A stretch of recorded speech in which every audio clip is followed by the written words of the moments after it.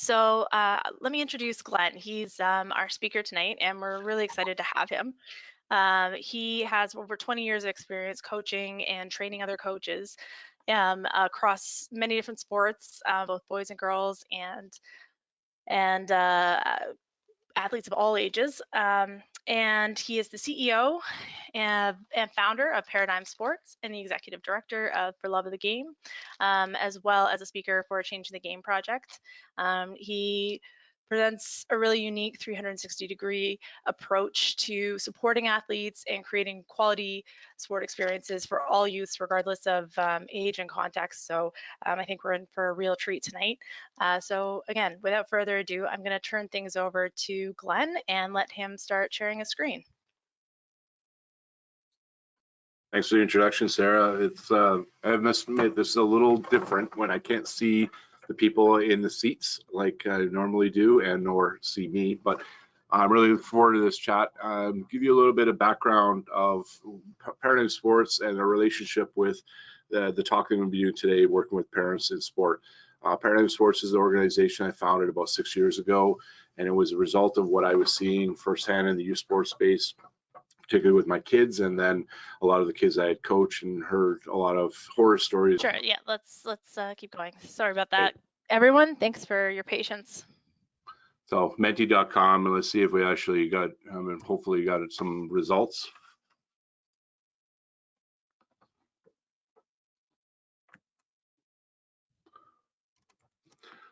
Well, number one is a lot of people have coached for almost as long as I have, which is pretty cool.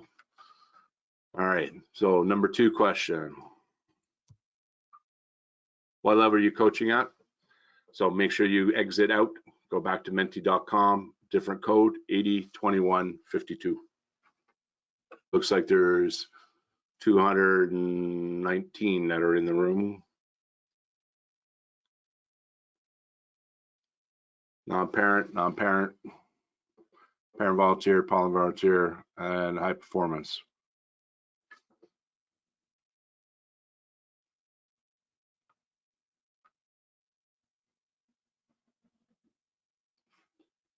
Okay. And number three. This is actually relevant for later in the presentation when we get into one of the slides. Why do you coach? So exit out, menti.com, code number is 556567. Love the game, number one, to give back, number two, and number three, teach life skills, which I know when I was speaking at the conference a couple of years ago, I was preaching to the choir, so to speak. A lot of people drink the Kool-Aid because of the focus on transformational coaching, but that is the number one answer, love of the game. I get that all the time. So it's fantastic that everybody's doing this. So, and I do apologize for our technical glitches up front, but now we're going to jump into the actual presentation. So agenda for you as coaches, I'm going to touch on where your fit is, what your role is in the organization, align yourself with the organization and the parent, the importance of your boots on the ground, your role, how can you improve your communication relationship with parents on your teams, and what can you do to get them more engaged? And that's kind of the key to this whole presentation. According to Gordon, his definition, I'll tag on to it. Parental engagement is a positive role that a parent could play as a partner to the organization, coaching a holistic and athletic development to their child, leading to a lifetime participation in sport or physical activity.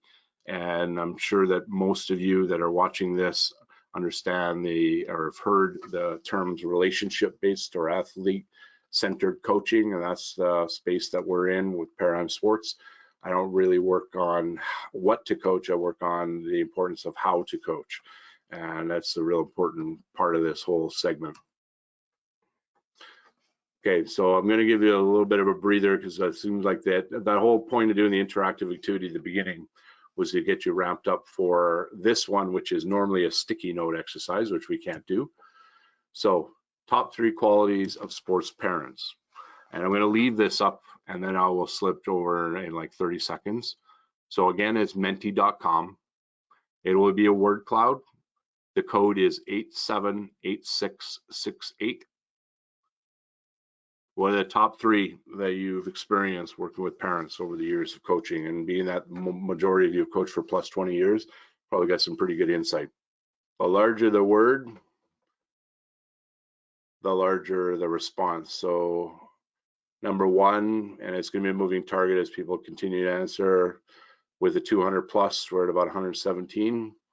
Supportive right now, passionate, engaged, encouraging are kind of the top 4, which I would agree with. I'm pretty sure that many, and then there's many other great things about parents. The sad thing is, in the space pre-COVID, we saw a lot of challenges with kids quitting, people screaming from the sidelines, but that represented the vocal minority, which is 5% of parents. 95% of the parents that I've had on my teams have been absolutely amazing. And one of the tips that I will give you is the parent meeting. And if you do that right, you're probably going to avoid a lot of the problems you may have in season. So we'll give it maybe another 20 seconds or so, and I'll take a screenshot. But support is still number 1, engage, and kind of giving you a tip of what they are. There's a whole bunch of different characteristics in here. Helpful, that's another one. It's jumping out. Positive continues to jump out. Dedicated, that's another one. Okay, so I'll take a screenshot of this one.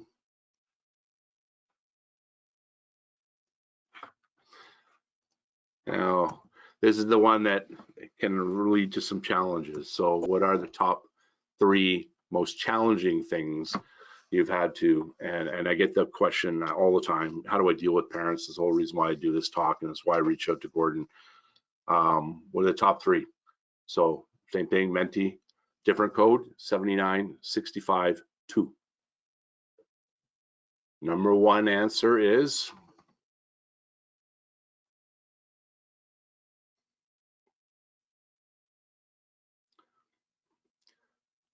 negative, demanding, interfering, overbearing, selfish, pushy. There's a whole bunch.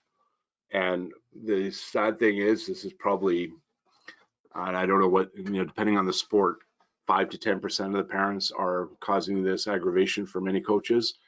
But if we empower the silent majority more, I think we'll start seeing the shift. And I really believe post-COVID that we're not going to see it to the same level that we had seen pre-COVID.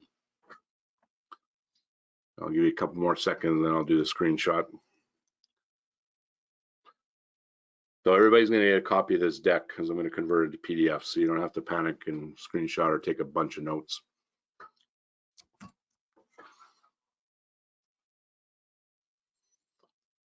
All right, so we've all had challenges. We've all had the great parents. Now, what can we do to engage them better? Numero uno, as a coach, you're the catalyst for change, I believe, because you interact with everybody, particularly parents, the players, the officials, organizations. So your role is gatekeeper. So making sure that your message is consistent from, trickling down from the organization through to your parents, players, and what have you. But it's also key that organizations have your back, because if you do run into challenges, you do want to make sure that you have somewhere to go. And it's key to be consistent as possible in delivering messages. So I use the term talk the talk, walk the walk. Nothing worse than coaches early in the season, they say they're going to do something and they're going to focus on, say, a player's development, teaching life skills, and then they get into the season and it's just a win, win, win, win. Let's focus on results, because then you've automatically lost the parents' and players' trust. So in terms of alignment, all starts from the club, the organization, through the coach. And Gordon's 3, he only had the parent on here, but I've added players and officials because I believe strongly that that coaches are that catalyst. You're interacting with everybody, not only within your own teams and organizations, but when you're playing in competition, other teams, other coaches, other parents, possibly other players, you are that catalyst. So the importance of that engagement is huge, not just with parents. And as I shared a couple of years ago when I did a talk for Coaches Association of Ontario, how to coach Generation Z, market research, when they were surveyed, over 80% of Gen Z are really, really close to their parents. And I suspect because everybody's been cooped up at home now for what, 6 to 7 weeks, by the time we do start seeing some sense of normalcy and return back to play, they'll even be closer. As hopefully they're spending some quality time during this hiatus with their parents. Some of the parents, sport represents an escape. You know, they just want to get away from their normal work day. They're very passionate about it, and that's where it can come across and construed for you as coaches as being too passionate. I know some parents, and I'll never forget one that I had on a team. He was always about rankings, where players were ranked, and I shook my head all the time, but they can be very competitive in terms of where their son or daughter can rank in the pipeline. For many, it's pride, and that was for me. I was really proud of my kids as they were going through the pipeline. And as we know, before COVID, it really started ramping up. It could be a dream, chasing NCAA scholarships, aspiring for the kids to play professionally when only a very, very small percentage will reach that level. So how does it feel to be a parent? And what there was about half of you that said you are a parent coach. So you probably be able to flip your parent hat on. They're not out to get you. They love their kids unconditionally. Some just take it a little bit over top. Emotion, and I'll share insight later in the presentation where that emotion comes from and what's leading to that. Everybody wants their kid, the best for their kid. They want them to succeed, enjoy the experience. But I have done some surveys with parents, and I'm going to share that so that you understand where they're coming from, and hopefully you'll be able to relate to it as a parent from flipping your parent hat as well. So what can you do to keep parents happy on your teams? And this infographic, if it was done on a slide, most people didn't see it well. So on the left-hand side, sorting out the diary, that's a UK term. It's basically making sure the calendar is right. No, most organizations are relying on platforms like TeamSnap. Make sure that you go through the playing time policy beginning of the season. Your practice sessions are active. 70% of your players should be moving in any practice. Over the years, nothing more frustrating for me when I go do an evaluation of a coach and I see lines, tons of lines, and not enough engagement and movement. Important for you to be proactive in terms of your communication. You know, prevention, 99% of the cure. Engaging and articulate. But something that he didn't add to his infographic, which I think is really important, is baseline testing for beginning, mid, end of season, and it can be done, you know, with paid platforms. You also do it very cost-effective with the old spreadsheet model. So I use the term: if you have a happy parent, you have a happy coach, and vice versa. So what then are parents actually expecting? And I'm going to copy paste this into the answers I've actually received from parents. The last year and change, I've done a lot of parent talks, and I've asked them this question. So menti.com is one of the last interactive activities we'll do. And this time is code 876189. And I will then copy paste that, and I'll show you the answers, and it'll surprise you what the #1 answer is. So I'll give you about 20 seconds to do that. #1, and I don't know if it's going to catch everybody by surprise, they want character development. They want their kids to learn things like leadership, communication, work ethic, punctuality, want them to make friends. They're big believers, and I've heard almost all of them, they want them to be part of a team, have fun, a safe environment, and that's going to be key. When we go to post-COVID, it's interesting. I just shared out an article that I came across that there's a baseball tournament that was played this past weekend in St. Louis, 54 teams. And I was kind of like, really? And they've tried to implement a whole bunch of you know, social distancing rules to make that happen. But I think parents are going to really be leery when we come back to normalcy, is making sure that your environment is safe and also being active. Notice, and it's the same thing whenever I've asked kids why they play, winning is not on this list.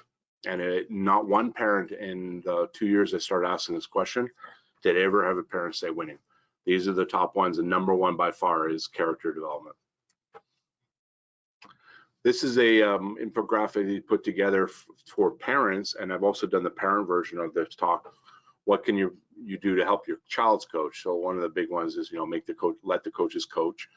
The 2 that I highlighted in red, is the ones that I really reinforce. I'm a big believer in the importance of respect. So respecting the rules and the officials so that we can hopefully reverse the attrition that we see at all sports. Or almost every sports group I've talked to, they lose 50% of their officials first year, 30% every year thereafter. So we want to make sure we curb that when we get back to returning to play.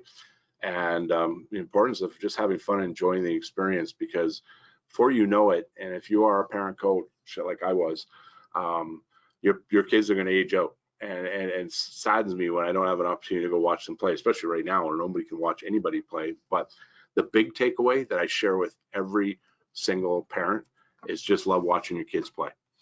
My mother was one of these people that cheered on everybody, not only my team, but the teams we played against. And she was one of those very, very happy, positive people in the stands.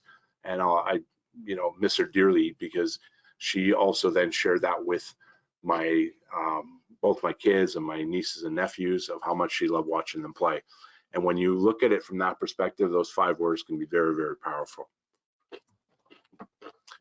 Being a positive role model. I normally would ask the question, is that important? And hopefully, and I kind of see in the chat that it is. It all comes from you and how you're going to set the tone for the team. One of the big things that I'm a big believer in is the importance of, if you're not early, you're late. So making sure that you are punctual.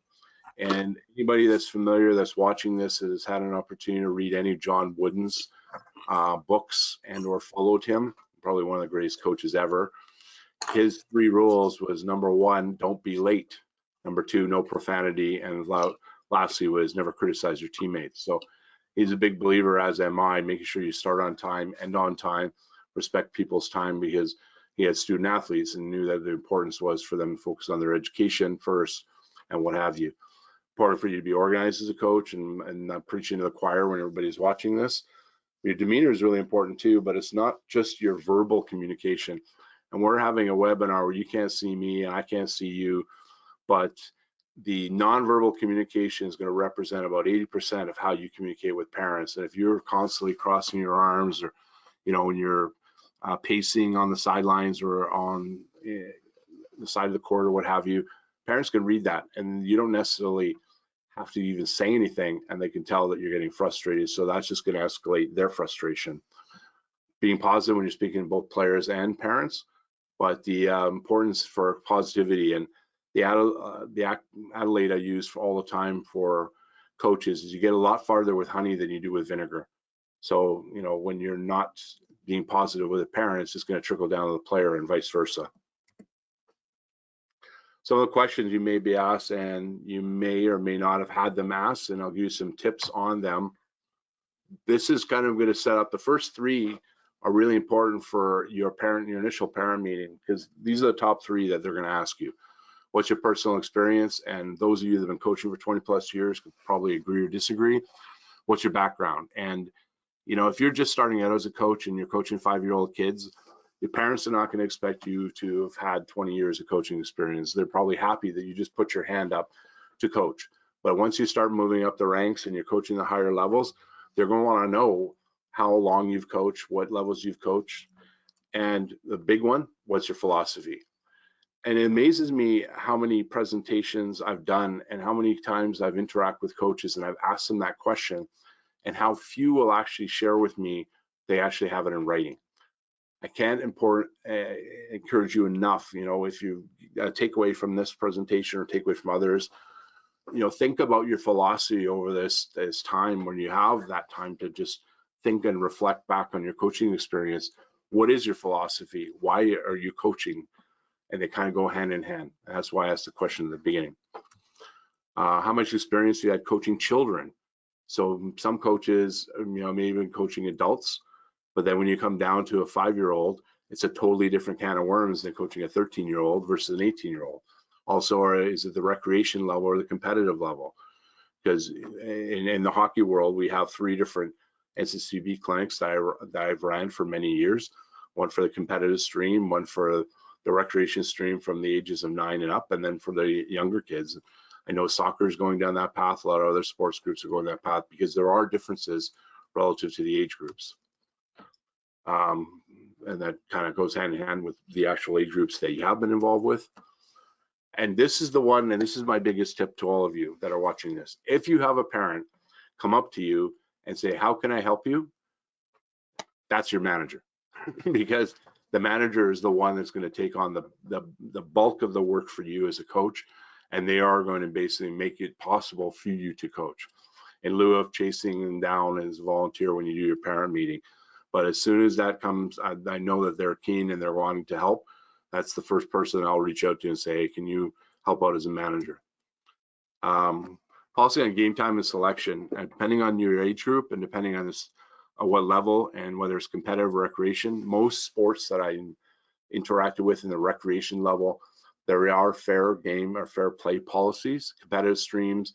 And it would surprise me when I was coaching in rugby after grade 8 in high school, and this is in British Columbia, I'm not sure what it's like in other provinces, there is no fair play policy. So, you know, coaches can run short benches to win games, which frustrates me because I've been a big believer that all kids should have an opportunity to contribute to the outcome of games. But it's really important that you cover this early on, and so that parents understand that, and you're not hypocritical saying, hey, I'm going to develop all the players, and then you go into the season and you start running short benches because you're going to lose their trust right then and there. What are you hoping to achieve this season in terms of goals and objectives? Again, make sure that it's based on skill inventory. It amazes me how often I've seen coaches at the beginning of the season say, hey, my goal is for us to get to the provincials, win the provincials, or some really lofty outcome-based goal and or objective without first identifying the skill inventory they have on the team and then identifying and going highlighting how you're going to achieve that goal. Now, every year you're going to have a different group of players, you're going to have a different group of parents, the chemistry is going to change. So you have to make sure that you are setting realistic goals and objectives at the beginning of the season. Parents will read right through it when you're being too lofty, and the key is making sure that you build, instill, and maintain trust throughout the entire season. How do you learn and improve as a coach? This is a biggie, and that's why I want to applaud every single one of you and for jumping in on this. I know that many of us have looking for opportunities to continue to improve, and this is the best time that you could be doing it, because when we do return back to play, it is going to be a different landscape. The big unknown is what that landscape is going to look like, what phase 2 will be, what phase 3 will be, and so on. Until such time that a vaccine is done and it's a total safe environment, we're probably a year or more before we really see some sense of normalcy back to the youth sports segment that we had. And what is it going to look like when we get back to it? Communication policy, that's really important that you have that. And when I go through the parent meeting agenda, I'll give you some tips on that front so that you can help avoid some confrontation and when you're dealing with conflict. Bring your philosophy. So if you've not done so and you don't have a philosophy in writing, it really comes down to a couple of things. Number one, your driving reason why you're coaching, for love of the game, or whether it's giving back, or whether it's, you're coaching your kids, you've got skin in the game, or whatever the case may be. But your core values is what drives your philosophy. And I can't emphasize enough the importance of putting it in writing. When I first started out, I had like 3 paragraphs. My philosophy has gotten really simple over the years. It came down to fundamentals, so the capital fundamentals, comma, not winning, comma, at all costs. Real simple, concise, to the point. But my big focus with all of my players, regardless of what age group, what level of competition, including at the highest level of AAA hockey, was kids are not going to play if they're not having fun. They're going to quit. It's not rocket science, right? So I'm going to make sure that you focus on that, but also focus on developing not only their skills of the game, but their skills of life. You saw earlier on from the surveys I've done with a lot of parents, the number one thing that they're looking for is character development. That's what they want to see come out of it. Yes, the wins are great, and that's a byproduct. But if you're focusing on developing the player as a person, the holistic concept, you're going to win at the end of the season. Proactive communication. I'm sure everybody has heard the analogy, 99% of the cure is prevention. So it's really key that you are proactive with your communication in lieu of reactive. You have an opportunity to set the tone with your team. You have the opportunity to just enable and instill and develop trust by doing so. And that way the communication is on your terms in lieu of playing chase. One of the things that I'm a big advocate for is face-to-face communication. We can't do that right now, but a Zoom call could be done, a Skype call, WhatsApp, you can have a video call, but it's really important you have face-to-face communication. And if you're not doing so right now with your teams that we're ramping up for spring, I hope that everybody on this call is doing something in terms of reaching out to their players, hopefully on a weekly basis, team-wise, and then I was just staying in touch with them individually, but doing it and making sure that you adhere to the safety protocols, because the last thing you want to happen is just to blow up on you that you were trying to do the right thing and is misinterpreted and it's not done safely. So like one-on-one text should not be happening, but group conversations, I highly encourage you to do, because that face-to-face is key, not just from the player standpoint, but it's also key from a parent standpoint. Types of communication that you can use. Interestingly enough, TeamSnap is one of the platforms that many sports groups have gone on to over the last few years. They've exploded. But I saw an article the other day, because AU Sports is in hiatus, their revenue has dropped over 80% in the last 6 weeks. And they're really concerned of whether they're going to recover coming out of this, because obviously they got to comp off that. Email is a method of communication, but I don't encourage you to use it for issues. And the reason is if you send, if a parent sends you and you reply in haste, practice 24-hour rule, next thing you know, you've got an email that's going viral.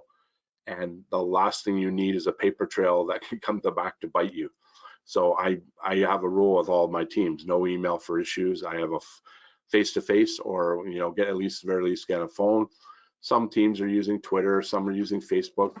You may want to do a Facebook group page, but make sure that everybody is included in those platforms so that there is no exclusion of players or teams. So we had a team many years ago where somebody had set up a Facebook group and I wasn't even included from it. Like, it was hilarious. And one of the players was, and the next thing we got wind of, there was some cyberbullying going on. So that's key, that you make sure that that doesn't happen.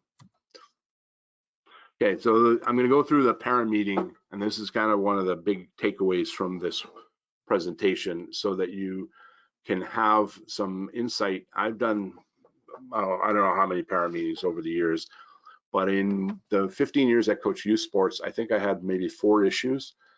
3 of them were just disconnects from the parents, and 1 was a parent that wasn't at the meeting. And then because I regularly communicated with them after that meeting. So this is your first initial parent meeting with the parents. So when we get back post-COVID, you're going to have to tweak it so you include safety measures and all the new action items that organizations are going to do to ensure that it's a safe to return to play.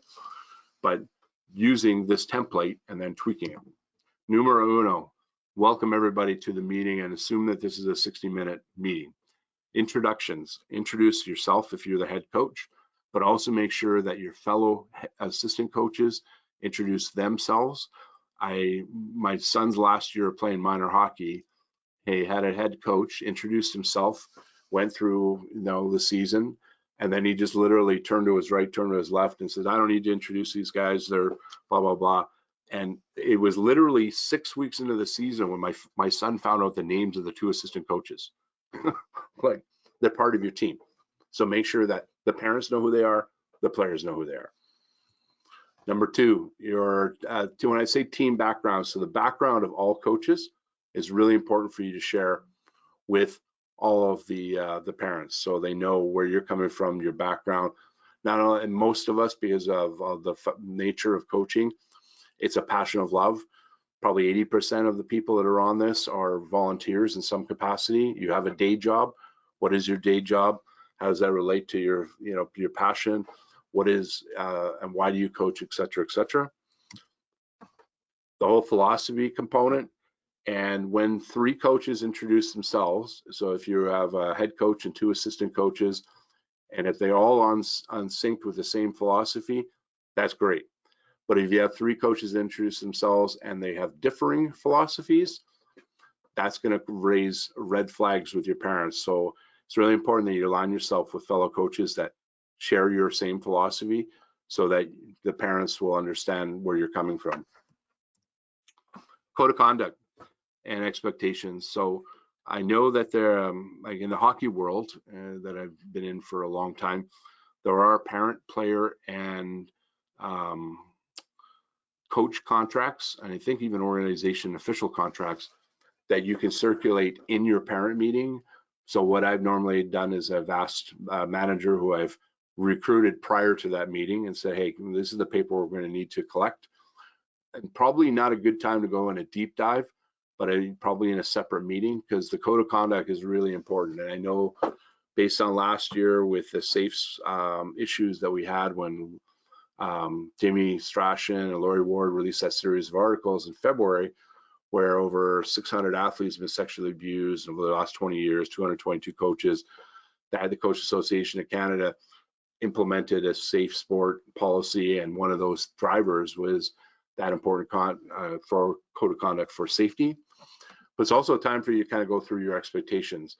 So dress code is one, expectations of when to arrive at practices and or games, and put it out there. If you have, if you have a difficult schedule and you can't make it to some practice times, see if you can create a community pool with parents, but have to have 2 parents in the car, just like you would in the dressing room, so that everybody knows right at the gate what your expectations are, and then they meet those expectations. So ultimately, you're not going to run into challenges where you're chasing players for games, practices, what have you. Season plan. We won't do a deep dive in this, but this is basically highlighting when are your practices, when are your games, what development are you anticipating, are you going to do any off, anything like if it's in hockey, if you do any off ice, or you can do additional training virtually, ask them to do anything at home. Plan also should include your training, so what you're going to be doing as a coach to get better. It also should include planning for school expectations, because for me, it's family first, school second, sports third. If you don't plan for major projects of your, especially as they get older and they get to the exam time frame, is really important is setting them up for college and university, grade 10, 11, and 12 particularly. You're probably going to run into a jam where you may run into part of the season where you may have anticipated, okay, we're going to have games, practices, but we have challenges with kids that are doing X, Y, and Z. So make sure you plan for that. And there's a whole bunch of other things without going into a real deep dive, because that in itself could be a half-hour part of this talk. The other part of that season plan is kind of goes in hand with the budget. So I know pre-COVID, and it's kind of, I'm using pre and post, but tournaments were a big thing, especially travel tournaments. A lot of teams would want to do, maybe a local tournament, maybe 2 local tournaments in their season, and then plan for a travel tournament. But as we're all listening in on this one, there is going to be no travel tournaments for the immediate short term. And there's a lot of organizations that are scrambling right now because they're trying to figure out, the private organizations in particular that built themselves on the tournament and the travel ball platforms, how are they going to recover? But this parent meeting is not a time for you to go a deep dive. Parent meeting is the time to just kind of scratch the surface, say, we will have a separate either finance or budget meeting, and you go through every line item in detail. Another tip is, based on the fact that we are coming out of a recessionary time, and there's a lot of people that have been impacted, whether they've lost their job, they've been laid off, their businesses have been compromised, or they've had to shut them down. The money that they once had going into pre-COVID is not the money they're going to have post-COVID. So you have to be very, very conscientious of the monetary resources that families will have, and please don't force them or mandate them to participate in something they just can't afford. So highly encourage that, put it out to the parents. If you're in a situation, please come see me and see what you can work out in that season. But I foresee that a lot of organizations are going to be scaling back on the big, large expenses in the first year until we can start seeing the economy turn around. Dealing with disagreements, and as I mentioned earlier, my #1 rule is make sure there's no email sent if you have an issue. It is something, and I'll give you some insight of how to deal with disagreements. One of my many hats I wore in my life, I worked in security for BC Place Stadium for about 15 years. Started off as a part-time job when I was going to university, And I had a lot of friends there, and I loved watching the concerts and the football games and what have you for free. But disagreement is something that I learned through that. The strongest muscle in your body is actually your tongue. 95% of the issues you're going to run into, if you handle it properly, you will be able to bring that emotion down. Parents help, volunteers. So as I mentioned, the manager is one I always try to recruit, and then put out there what volunteers you're going to be looking for to help you with the season. That could be a snack coordinator, could be jersey keepers, could be a treasurer, tournament coordinators if tournaments are going to be held, and or any other volunteer positions, so that you get everybody involved. Gone are the days where, I grew up, I had a head coach, you might have had a trainer, and maybe a team mom. It's raising by committee, and it takes a village to raise a child. The other one is planting the seed how they can help their child. So things like nutrition, rest, recovery, curfews, making sure that they're avoiding, the addictive nature of video games. And I have no idea when we come out of this COVID how that's going to change, because a lot of kids are doing that, and hopefully they're getting their 60 minutes of activity a day. Hopefully through your teams, you've encouraged them to do some offline training and that they're getting that.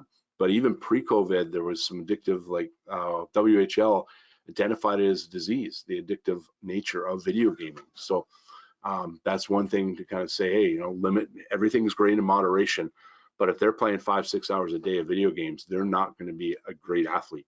And that's what you're trying to encourage them to do. Goals and aspirations for your season, make sure they're reasonable and relative to where you're heading based on skill inventory of your team, because parents will read right through it if you have a real lofty goal and go, whoa, how are we going to get there? And the big one is the thank you. Thanking them not only for this parent meeting, but thanking for the opportunity to coach their kids, because whether you're going into the pre-COVID, the post-COVID, parents, when they're having you coach their kids, they're instilling trust, and they're trusting that you will do what they're expecting you to do. You're going to teach them life skills. You're going to encourage them to learn, meet friends, and have fun, and just having a great experience. And recognizing that, and I've shared this with players, playing or coaching is a privilege. It's not a right. So as a coach, recognize that privilege that they are extending to you, and that privilege that the players are extending to you to be their coach. And hopefully right now that you are doing just that, because I know for me, I've been reaching out to a whole bunch of different organizations to make sure that we can stay in touch, and then we kind of see how things are going to evolve in the coming weeks and months to go. If we had a live event, I would actually be doing this, and there's a bunch of games you can do with your parents, and you're probably thinking, where's this guy going? I'm telling you, this is the greatest thing. In your parent meeting, if you play a game, especially right around the budget time frame, because that's where things can kind of get tense for a lot of parents. The dominoes game is huge. The one that I'm a big fan of is the importance of reinforcing positive behavior, both player and or parent. So you can play a bingo game, you can do like a trivia pursuit type of game. The clicker on the bottom right of this slide is based on the fact that you're reinforcing the amount of positive comments you heard during a game and not focusing on the negatives, because there's been way too much focus on negativity. So there's a bunch of things you can do live, and highly encourage you to do so. Okay, now let's talk about why this behavior happens. There's a gentleman I interviewed for one of our summits. His name is Brian Barlow, founded a Facebook page called Offside, and he basically documents and he shares videos of all the parental behavior across North America, primarily the US. They're acting up from the sidelines, abusive particularly towards officials, because he's an official. And we have seen more than our fair share of the good, the bad, and the ugly. Why does that happen? The whole point and the whole reason for that. Now, this is a book that's gentleman's name is Dr. Steve Peters. He's a sports psychologist in the UK. And he came up with a philosophy and identifying where the emotion and what is leading to that. So If you haven't read it, you probably never even heard of the book. You can also watch a video. There's several YouTubes that you can check out, and it'll kind of give you the synopsis. But real importance and where this is evolving from is called the limbic part of the brain, which he calls the chimp portion of the brain. Really important when you have this meeting with parents and reinforce importance of, if you're getting emotional during a game, which they all do, we all do, even coaches get there, take a breath. Practice that 6 breath routine. So deep breath in, hold it, exhaust, hold, breathe in. Or what I've done jokingly is, remember Seinfeld, serenity now. Like, just, it's all about the kids. It's all about their game. It's not about us, the adults, controlling their game, because that's where the shift has happened in the last 15, 20 years. Gone are the days where it's kids playing kids. It's adults competing with other adults through their kids. And my hope is when we come out of this global timeout, that we'll kind of revisit, we'll reflect, and we'll go, you know what, and maybe it isn't as serious as it was, and they're going to just take that breath that's necessary. Language such as I hate, I should, I must, that's something you should probably, and they should avoid, because it's just going to get their emotions and kind of take that and explode even more than not, and versus, making sure that you're just focusing on controlling that emotion and keeping it in check, because we've all done it. How many of you as a coach have been thrown out of a game by a ref? I think we all have been there at one point, but the reality is, if we don't control our emotion, it's just going to just completely take it away from the kids. And it's really, that's what it's all about. They've been taking anything personally if a parent, especially if they come to you after a game where they're complaining about playing time or something like that. It's why the 24-hour rule is really, really, really important. And then if you give that 24 hours or more, hopefully the emotions are not coming into check when you have the conversation. And that's where the whole rational, the product of, but I'm going to give you a tip, and this is a snapshot of the actual brain and kind of give you why this happens. So frontal lobe, half of your brain, that's fact thinking, seeking the fulfillment. That's a decision making. That's your decision making center. The sad thing is, if the emotion in the limbic system, so that's where he calls, the chimp paradox, the chimp portion of your brain. There are other sports psychologists I know call it the lizard brain, 5 times more powerful than the frontal lobe. That's the fight or flight response. That's the emotion. That's the irrational. And if that gets the better of you, it doesn't matter whether you're an adult or a kid. You think you've probably got kids on your teams that might have bad tempers. That's what's driving it, is that chimp portion of that limbic part of the brain. It is stronger than the frontal, where the fact and the decision making. But ironically, where we want to condition in ourselves is get to the parietal side, where it makes it automatic, because it's even more powerful than limbic. So I'm not going to go into the neuroscience, but the basin is really stemming from that limbic portion of the brain. The emotion is driving from that, and it's the fight or flight. So 2 things that drive parents crazy is they're spending a lot of money on their kids playing a sport, and then they're not playing. That's one of the things.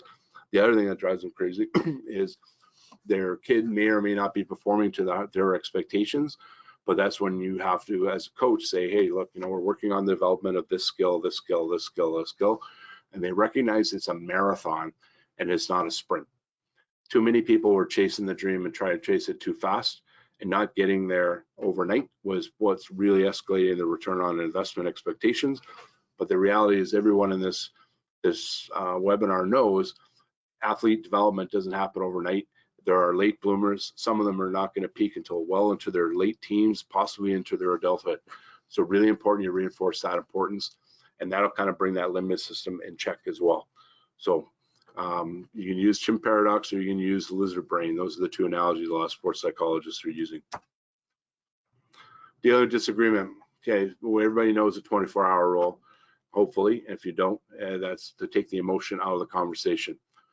If you have an issue with a parent, you have that initial conversation, you're not seeing that it's going to be resolved, then I encourage you to go to a higher level in your organization, whether it's division manager, whether it's a vice president, whatever the case may be, so that you can then have an intelligent conversation and do it face to face. Avoid the email and avoid the paper trail, so that you can take the emotion out of the equation or the disconnection of something being taken out of context. Listening skills, probably the best skill you can have is just letting them vent and letting them, and then just hearing and then maybe then they'll start calming down, and then you in turn can reciprocate.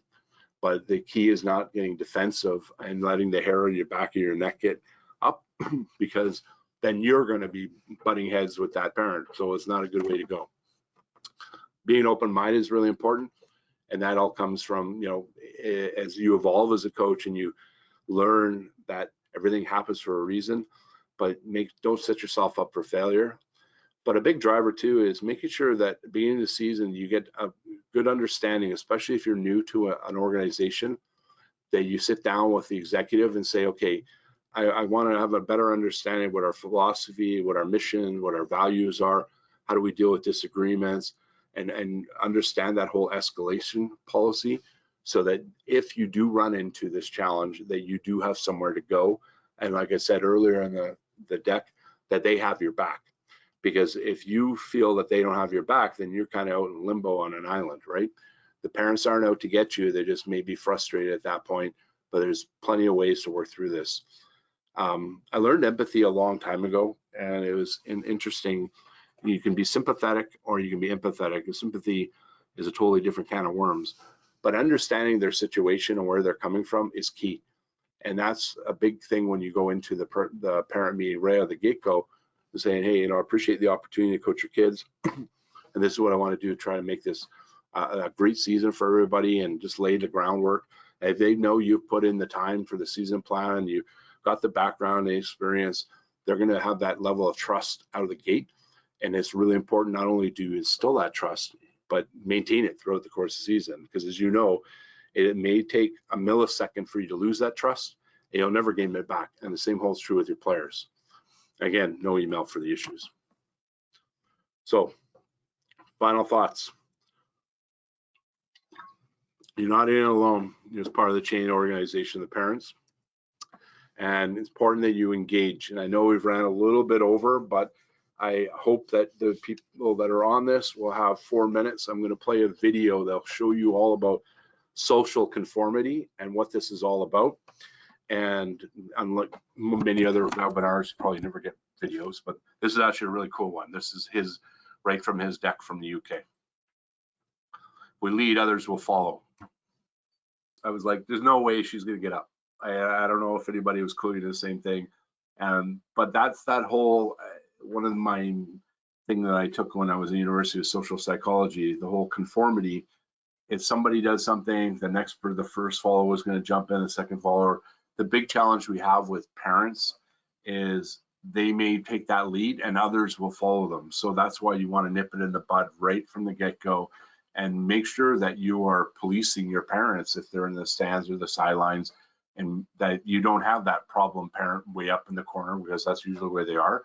And have that conversation early this season and say, look, you know, you can't have this kind of behavior, because if you do that from the get-go, I guarantee you're going to have very, very few issues, and they'll be respectful towards you, the players, and the coaching staff. So this slide is basically all of our contact information, and I'll open it up for Q&A. I do apologize profusely for not being able to get this to go the right way, and we have some audio issues out of the gate, but I'm going to open up for questions. Fire away.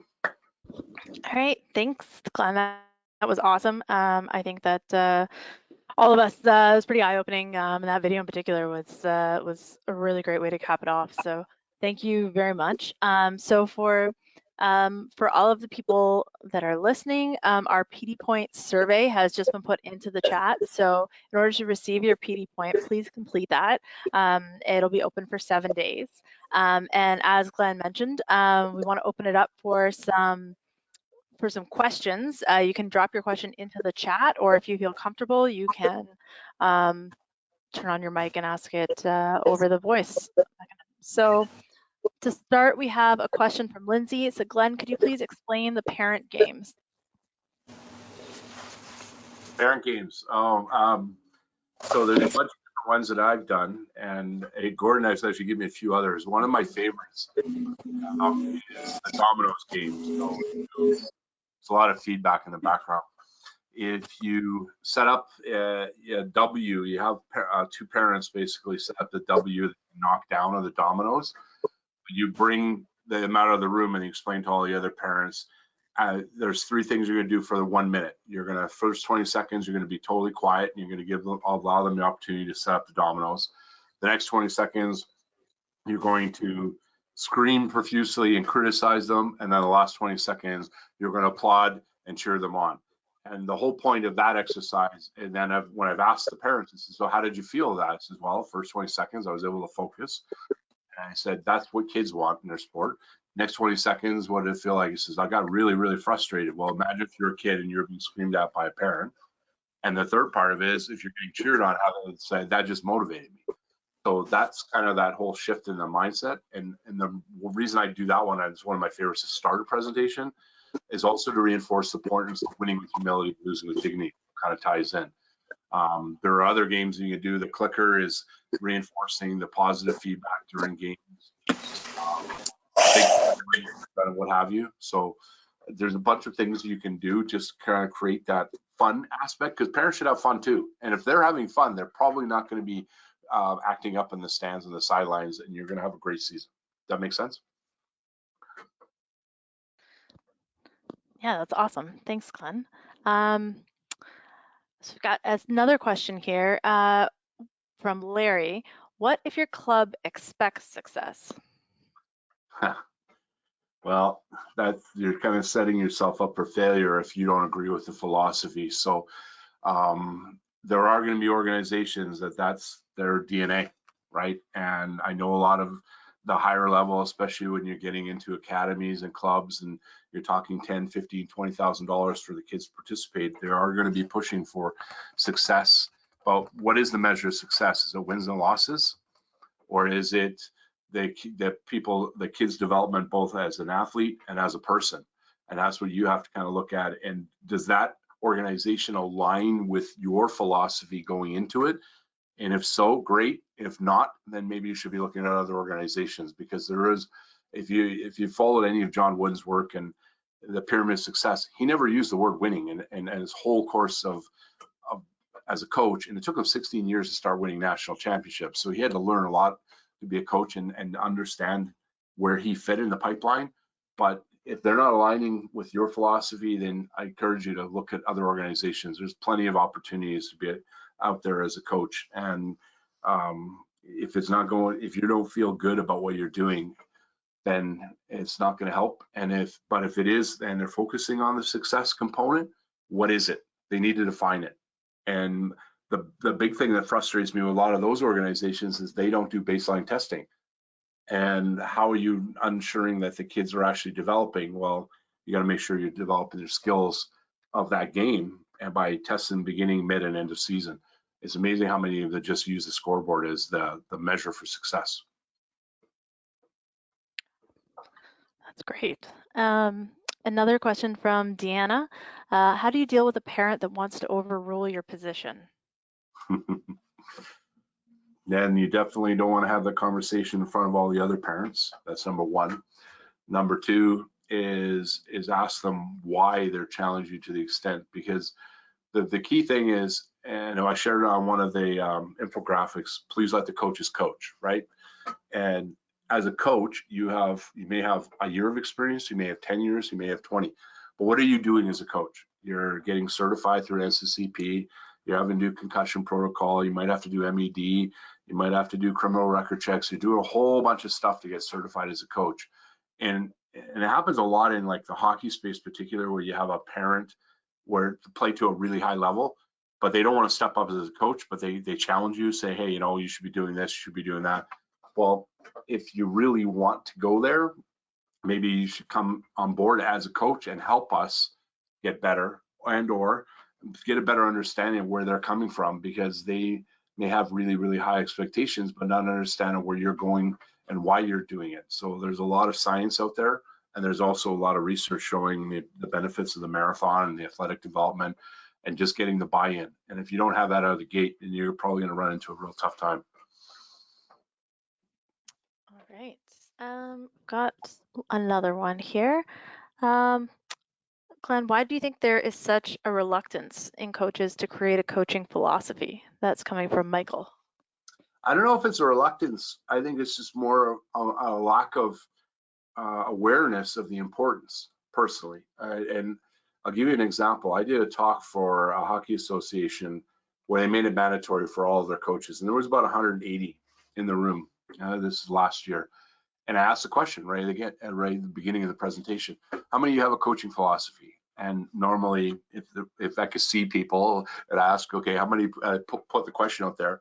But the irony is, of the 150 plus, I asked for a show of hands. There were 7. And then I went, okay, of those that have the philosophy, how many of you have it in writing? 3. I was blown away. And it's kind of like when I ask coaches, how many are familiar with physical literacy, fundamental movement skills? I think part of it is that whole trickle down effect where grassroots coaches are not necessarily catching up to the high level coaches, because that's where a lot of the emphasis is. But on our organization, what I really, really try to do is work with those grassroots volunteer coaches and say, it could be just as basic as you want the kids to have fun. That's your philosophy. But make sure that you have something going into that season, because parents are going to ask you what that is. They want to know your background. They want to know what you're doing to get better as a coach, and your philosophy. Those are key things they're going to want to build that trust right out of the gate. So the unknown, I don't think it's a resistance of developing it. I just think it's a lack of awareness of having it to begin with. All right. Another question here. Do you recommend that a parent handbook be issued to all parents at the beginning of the season? Yeah, actually, one of the things that I'm not plugging working with parents, but Gordon actually has a little pocketbook, and he has got an ebook version that a lot of organizations are taking on to kind of give them the kind of the do's and don'ts of how to engage, and what you can do best to support your kids. I've also done the same thing where I've given kind of like a booklet at the beginning of my season. Rest, recovery, nutrition. Here's the rule. It's kind of like call it the ground rules of the season, but also encouraging the importance of having fun and being positive and supportive. And because I had that, my mother was one of those kind of people. It kind of was one that I really try to embrace and ensure that parents all understand that positive side is really, really important, so that kids can keep playing. Nothing worse than the statistics that we were sharing out. Project Play in the U.S., they did a campaign in this season as "Don't Retire a Kid." Based on data, that 62% of kids are quitting youth sports by the age of 11 with an average playing career of 3 years. And that just got me. I was like, there's no way. And that's the trend. And this was I'm hoping that that's going to change when people start coming back to some sense of reflection. But really important to kind of keep that in perspective. Right. Got another one here. Sorry. How often do you recommend having parent meetings? Would it be monthly, bi-monthly, or so on? Yeah, that was something I didn't do the deep dive on, because this was more kind of the engagement piece. So I usually have a minimum of 3 with the parents specifically, so parents only. So start the season, that's kind of the meet and greet, go over what we kind of covered in the agenda. One is kind of a mid-season recap, and then the tail end, kind of in the pre-wrap up. But I've also done a finance meeting, which is a separate standalone meeting because it is sensitive in terms of budget. But I started about probably 5 years ago. I started doing what I call a make it safe. And we talk about the various forms of harassment and what won't be condoned and why it won't be condoned. And I think you're going to have to figure out some way of doing and it's kind of hard for coaches right now. And I can't even give you the definitive how to, but you're going to have some form of how your organization is going to adapt to post-COVID and making it a safe environment for the kids. And these are the things they can do. These are the things they can't do, because we go from, total isolation. They're not going to open the doors 100%. I know a lot of provinces are starting to ease up on the physical distancing, but I think we've got a long ways to go before we get back to those large gatherings that we had in past. So that was another one. And then parent, not just the parent meetings, but I also have team meetings, one-on-ones with the players with another adult present, as well as team meeting at the beginning of the season. We review the code of conduct, expectations, a lot of stuff you cover in the parent meeting, then a mid-season and an end of season. Throughout that whole process though, and maybe I'm a kind of a nut job as a coach, but I'm a big believer in goal setting. So even with 6, 7, 8-year-old kids I was coaching way a long time ago, I asked them beginning of the season, what's your goal? What do you want to learn? And then I kind of, touch base with them halfway. It could be at a practice, say, how you doing on this? And the end of season. That's one of the things that parents really, really appreciated from me, because I took that extra step to do the baseline and also do the goal setting. The end of the season, the kids thrived in terms of their skill, but also as people. That to me is really important. Okay, we're going to take one more here. How do you handle a situation in which only one parent wants to attend the parent meetings and the one who isn't attending is the one who is a troublemaker? Because that's the person that's always be the troublemaker. That's the challenge. I'll give you an example. I did a mandatory talk for an association this past fall, and mandatory by the association, and we had and they have they had over 900 parents. I think there was like 20 people that showed up for the meeting. The problem childs, the ones that are the vocal minority, they're up there in the stands or screaming at the kids, they are never going to come to those meetings. The challenge that we have in this space is empowering their other half, because there has to be a parent at those meetings to reinforce the importance to communicate all the positives. And I've gotten to a point where if we don't highlight the honey versus the vinegar, you're going to get a lot of vinegar on your teams. So focus on the positivity, and that's what the Gordon and I totally align on. Is, we've all talked about we've all been complaining about the problems for years, but let's be part of the solution. So that one parent in particular that's causing you, or potentially will cause you, grief, it has to be addressed right from the get-go, right from the beginning of the season, and say, look, this is our expectations, this is what we're hoping to achieve, this is why we're doing it. And if they have some data and science to support it, that will really kind of overcome some of their uncertainty, because a lot of it is just doubt, a lot of it is fear, and a lot of it is high expectations, largely due to the financial commitment that a lot of people are making towards sports. I have a niece that is in an academy program. She fortunately is supposed to be going to McGill, and it was a result of being about $35,000 a year to be in that program. My in-laws are going to, I don't know how they're going to ever pay that off, because they just leverage themselves to pay it. And a lot of parents were $8, $10, $12, $15,000 a year. So that's part of the pain, and it's just trying to understand that and getting a good handle of what is their pain point. Then it'll help you as a coach kind of manage and finesse that season, because everybody's got their own challenges. So I encourage doing a one-on-one and say, look, what is the issue? How can we work through this? Because if you just go into it guns blazing without understanding it's just like you're with your players. You've got to connect with every one of them individually to get to better understand them. That was me, and I've been very lucky. Because I guess my security experience for so many years, I'm very good at dealing with conflict, but I learned long ago that's really important to nip in the bud before it happens, in lieu of dealing with after it happens. Hopefully that gives you some insight. That's why I've got my contact information on this slide. If anybody doesn't get their answers to questions, because we ran a little bit behind, I'd be gladly to send me an email, reach out to me by cell phone, and I'll gladly help you with any other queries that you have, because that's really the space I'd love to connect with anybody that was watching this.